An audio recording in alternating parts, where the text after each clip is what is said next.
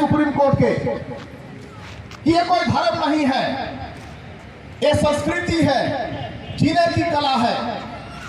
चलो अगर धर्म मान लेते हैं कि वो धर्म है, तो धर्म आया कहां से? भारत में वो धर्म आया कहां से?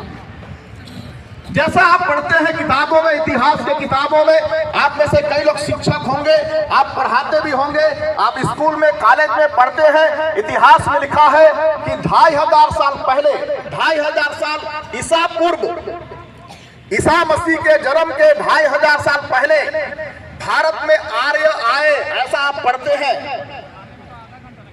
उसके बाद आप पढ़ते हैं भारत में मुगल आए, आप पढ़ते हैं भारत में अंग्रेज आए, अंग्रेज आए, अंग्रेज चले गए, आर्य आए, गए या नहीं गए? आने का इतिहास में आने का लिखा है, पर जाने का नहीं लिखा है। तो आखिर में आज ये आर्य है कौन? भारत में एक आर्य समाज का गठन हुआ था, जिसको दयानंद सरस्वती ने गठन किया था। उनका मूल नाम है, सही नाम है मूल शंकर तिवारी। इन्होंने आर्य समाज का गठन किया। साफ तौर से जाहिर है कि आज का जो ब्राह्मण जाति है भारत में, वही मूलतः आर्य है। ये आर्य यूरेशिया से भारत में आए और वे भारत के मूल निवासियों को गुलाम बनाए और धर्म के आधार पर जातियां बनाई और जाति के आधार पर उनको टॉर्चर किया गया। और इसी अन्याय और अत्याचार की वजह से जब अन्य समानता के धर्म भारत में आने लगे, तब लोगों ने उस समानता के धर्म को अपनाया। आज संविधान के रहते हुए अगर आपके साथ धर्म के नाम पर अत्याचार होता है, जबकि संविधान के आर्टिकल 25 में अबाध रूप से धर्म को मानने, आचरण करने और यहाँ तक कि उस धर्म के मूल्यों का प्रचार प्रसार करने का भी अधिकार भारत के संविधान ने दिया है। तो आखिर ये कौन लोग हैं जो आपको धर्म मानने से रोकते हैं? आखिर ये कौन लोग हैं जो संविधान को नहीं मानते? आखिर ये कौन लोग हैं जो धर्म को मानने पर मारते पीटते हैं? आखिर कौन लोग हैं जो धर्म को मानने पर धर्मांतरण जैसे झूठी आरोप लगा करके उन पर FIR दर्ज करते हैं? और आज तक सिद्ध नहीं हो पाया कि किसी ने किसी का धर्म प्रलोभन के द्वारा या दबाव के द्वारा किसी का धर्म परिवर्तन किया। मैं ये कह सकता हूं कि आज अगर कहा जाए तो लाठी डंडे मार करके लोगों को धर्म में, अर्थात हिंदू धर्म में लाने का काम किया जा रहा है। जबरदस्ती घर वापसी करके उनको हिंदू धर्म में लाया जा रहा है। इसका विरोध कौन करेगा? आज हम भारत मुक्ति मोर्चा के लोगों को, जो भारत के SC ST OBC माइनॉरिटी को संगठित कर रहा है, अगर आप संगठित हो जाएंगे, निश्चय हम इसका भी विरोध करेंगे और तरीके से करेंगे, क्योंकि जब हम विरोध करेंगे उसका जवाब इनके पास नहीं होगा। ये शासन सत्ता में बैठकर शासन सत्ता के शक्ति का दुरुपयोग करते हैं और हमारे ऊपर अत्याचार करते हैं। कभी भी कहीं भी साबित नहीं हुआ कि किसी ने दबाव देकर, प्रलोभन देकर, पैसा देकर किसी का धर्मांतरण किया। अगर किया है तो मैं सबूत मांग सकता हूं, सबूत दे, सबूत दिया जाए। अगर सबूत नहीं है तुम्हारे पास तो फिर ये सब नौटंकी बंद करो और सबको आजादी के साथ संविधान के अनुसार धर्म मानने और जीने के लिए आप काम करो, अन्यथा हम तुम्हारा विरोध ऐसा करेंगे 85% इकट्ठे होकर तुमको वही रास्ता दिखाएंगे जहां से 85। हम भारत के मूल निवासी हैं, हम तुम्हारे गुलाम नहीं हैं और हमारे पुरखों ने लड़ करके हमें संवैधानिक अधिकार दिया है। इसको छीनने का तुम जो दुस्साहस कर रहे हो, इसका परिणाम अच्छा नहीं हो सकता है। आज भारत का मूल निवासी सहनशील है, आज भारत का मूल निवासी संविधान को मानने वाला है, भारत का मूल निवासी अपने नियम को, कायदे को, और वो अहिंसक होने की वजह से, हिंसक नहीं है इसलिए, अगर हिंसक हो जाए भारत का मूल निवासी तब क्या होगा। मैं आगे एक विषय पर कहना चाहूंगा, जैसा कि धीरेन्द्र शास्त्री जो आम मंच पर बोल रहा है, क्या किसी के चर्च को तोड़ना संविधान के दायरे में है? नहीं। क्या वो धीरेन्द्र शास्त्री नामक बाबा, अब कहां का बाबा है, क्या वो कुंकुरी के चर्च को आके तोड़ सकता है? उसमें इतना दम है?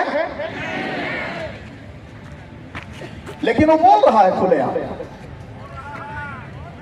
उसको रात रात तक बोलने के लिए शासन प्रशासन उसको समय दिया हुआ है, बंद नहीं करवा रहा है, मनमाना बोल रहा है, उस पर कोई नियम नहीं है। लेकिन हम मूल निवासियों को दबाया जाता है, हमेशा हम मूल निवासियों को कमजोर किया जाता है। अब भारत मुक्ति मोर्चा जैसे संगठन सामने खड़ा हो रहा है, चिंता करने की जरूरत नहीं है साथियों। मुख्यमंत्री, माननीय मुख्यमंत्री विष्णुदेव साय जी के द्वारा ईसाइयों के ऊपर ऐसे लांछन लगाए गए कि ईसाई लोग गाय का मांस खाते हैं और भी कुछ चीज है खाने के लिए, उनको खाना चाहिए। हम हिंदू लोग देवी मानते हैं गाय को। आप आरटीआई लगा करके जसपुर के कलेक्टर महोदय के ऑफिस में जानकारी मांगिए कि भारत देश आज दुनिया का नंबर 1 देश बन गया है गाय का मांस विदेश में बेचने वाला। कलेक्टर महोदय को आवेदन लगाइए आरटीआई के माध्यम से और बोलिए कि जो व्यक्ति फैक्ट्री बनाकर, बड़े बड़े फैक्ट्री बनाकर विदेशों में लाखों टन गाय का मांस बेच रहा है, उसका नाम, उसकी जाति, उसका धर्म हमें कृपया देने का कष्ट करें।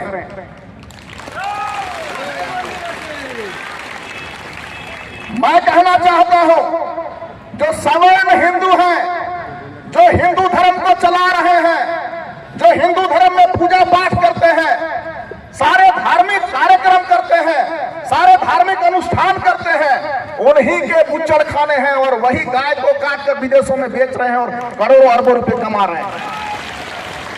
अगर वे ऐसा कर रहे हैं तो ईसाइयों के ऊपर तुम किस तरह दोष लगा सकते हो?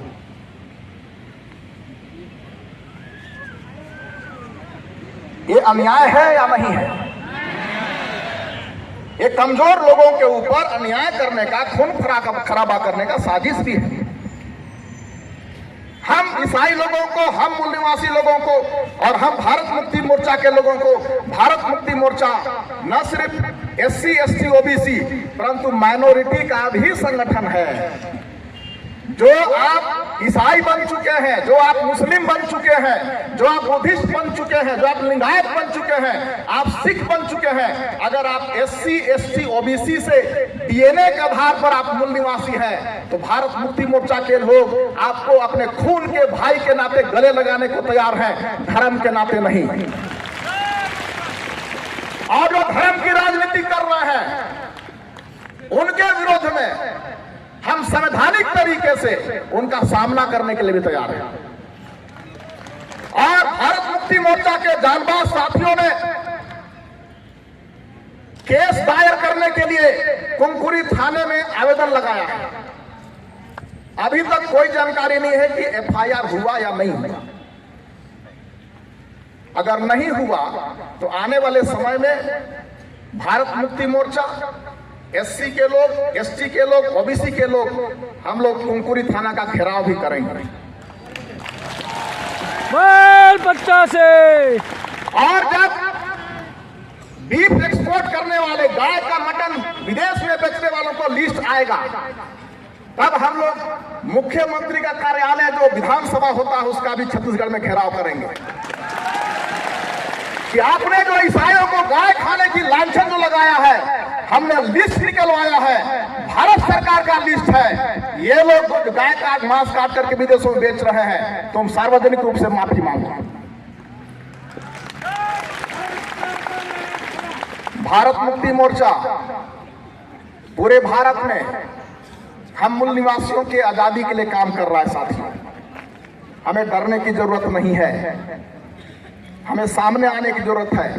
और धर्म के नाम पर, जाति के नाम पर जितना संगठन बनाए हैं, मैं आह्वान करता हूं, आप भारत मुक्ति मोर्चा में आकर के विलीन हो जाइए, एक मंच पर आइए, फिर हम दुश्मनों का सामना ऐसा करेंगे कि हम हमेशा के लिए आजाद हो जाएंगे। भारत में हम हमेशा के लिए आजाद हो जाएंगे। कोई आपको धर्म के नाम पर, कोई आपको जाति के नाम पर, कोई आपको गाय के नाम पर और न ही किसी अन्य नाम पर आपको प्रताड़ित करने का हिम्मत नहीं दिखा पाएगा। मैं वादे के साथ कहता हूं, सारे एसटी, एससी, ओबीसी के लोग और धर्म परिवर्तित मूल निवासी लोग एक मंच पर भारत मुक्ति मोर्चा के बैनर तले आ जाइए। हम तत्काल आजादी पालेंगे और ऐसी आजादी पालेंगे कि कोई हमारे ऊपर उंगली नहीं उठा पाएगा।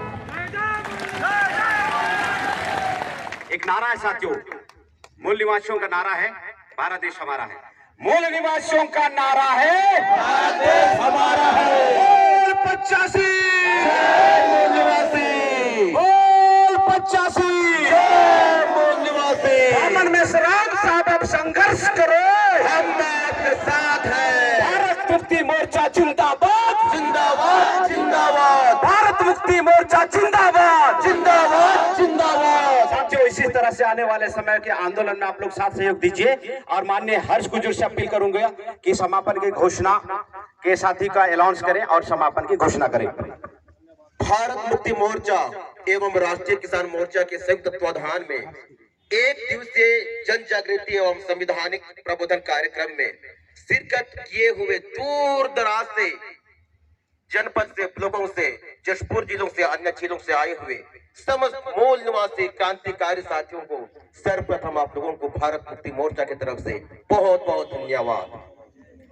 आज हमारे बीच में जिला प्रशासन, पुलिस प्रशासन हम लोगों के समक्ष अपना सेवा देने के लिए आए हुए हैं। भारत मुक्ति मोर्चा, पामसेप और अन्य 89 प्रकार के जो अफसर जो विंग्स हैं, सभी की तरफ से हमारे जिला प्रशासन और पुलिस प्रशासन के हमारे समस्त कर्मचारियों को भारत मुक्ति मोर्चा की ओर से बहुत बहुत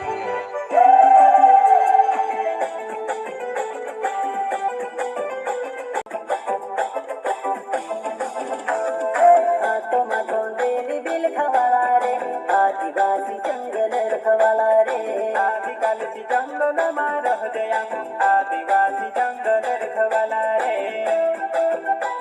जल्दी से हमारे इस चैनल को सब्सक्राइब, लाइक और शेयर कर दें